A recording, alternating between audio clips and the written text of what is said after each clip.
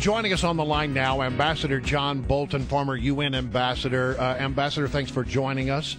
Glad to be with you. All right, look, I want to start right off with all of this talk about what's going on in Nigeria, Boko Haram, the missing girls, and something that has become to be known as hashtag diplomacy. This is where we take to social media to decry what has happened here, and we see the First Lady doing it. We see the former Secretary of State Hillary Clinton doing it. Is hashtag diplomacy, is it something that's effective, and what should really be done about this situation in Nigeria? No, I think it's embarrassing. It's a way of emoting, and I bet it makes the people who do it feel good. But it has no impact on what's actually going on in Nigeria, and I think it's unfortunately typical of much of the way the administration has conducted policy these last several years. It's all about politics and communications and spin, and a lot less about performance, conducted by relatively young people who are not schooled in foreign policy. And don't get me wrong, I love children. I just don't think they should be in charge of our foreign policy. Well, and this is serious when you get to a terrorist group like Boko Haram, and it's a group that operates largely in Nigeria, but it is a piece with a broader spread of terrorism and Islamic radicalism across North Africa, as to which we are doing very little and have done very little, as sadly demonstrated by what happened in Benghazi on September the 11th of 2012. Well, and you know, you're not the first person to tie what happened in Benghazi to what's happening in Nigeria now, and just sort of looking at the Hillary Clinton's tenure as Secretary of State, the fact that Boko Haram was not on the terror watch list per her department's suggestion, that really the State Department hasn't had any effective anti-terrorism policy in Northern Africa. Well, I think they're in denial, and I think the denial is, again, evidence of the highly political nature of foreign policy in the Obama White House. You know, if your narrative, not just during the 2012 election, but from the beginning in the campaign in 2008, is there shouldn't be a war on terror, the terrorist problem is a law enforcement issue. By the way, we've largely dealt with it. You know, you try and narrow the definition of terrorism only to al-Qaeda, then you try and narrow that definition to core al-Qaeda along the Afghan-Pakistan border. Then you try and narrow it down essentially to Osama bin Laden, and you can say Osama bin Laden's dead and General Motors is alive, the war on terror is over. What happened in Benghazi, what was going on throughout eastern Libya before the attack, Boko Haram in Nigeria, the attacks in Mali, the terrorist attacks against the natural gas facility in Algeria last year, and on and on and on and on, all undercut the narrative. Facts are particularly inconvenient for this administration on terrorism, and that's what they don't want to face. What would you have had a different outcome here if we had 2 years ago said that this is a terrorist organization and to designate it as such and to bring it on to the focus of the world? Is it possible that we might not be in the situation we're in today? It's possible. I mean, it's hard to say for sure, but the question is, what is the most effective way to combat terrorism across the board? Is it to ignore it? Is to say, well, my goodness, if we designate Boko Haram as terrorists, they won't talk to us. Just think of that's one of the excuses that's been used. Just think about that for a minute.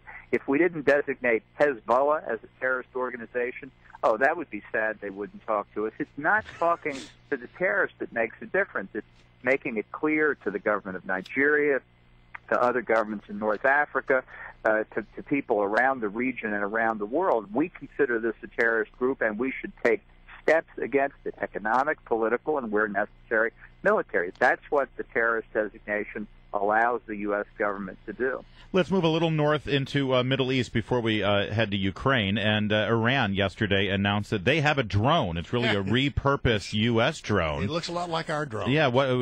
First of all, how did this happen, and should we be concerned? Well, you know, I take everything the Iranians say with a grain of salt. I think you have to look at what their actual performance is. But I don't have any doubt that the U.S.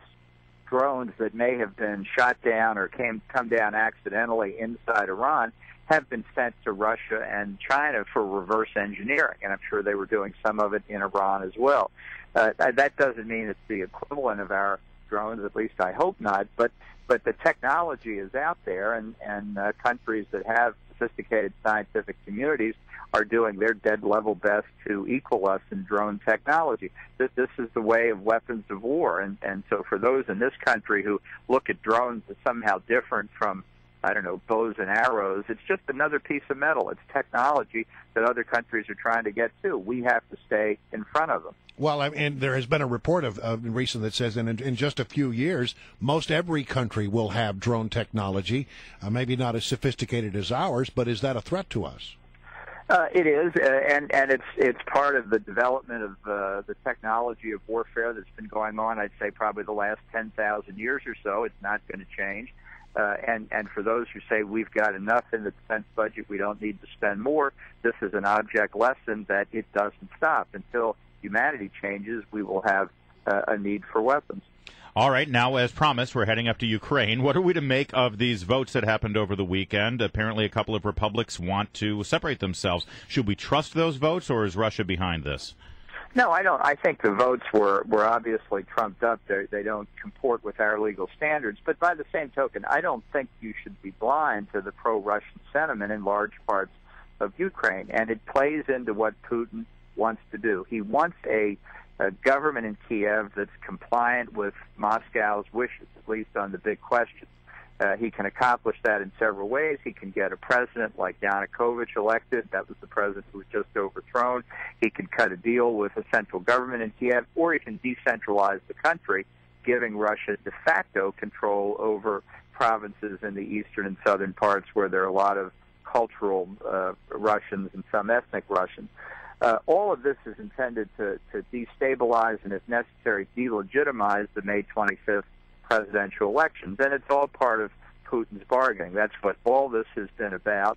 And unfortunately, our reaction has been so pathetically weak with sanctions that haven't been effective and, a lot of rhetoric and some hashtag diplomacy.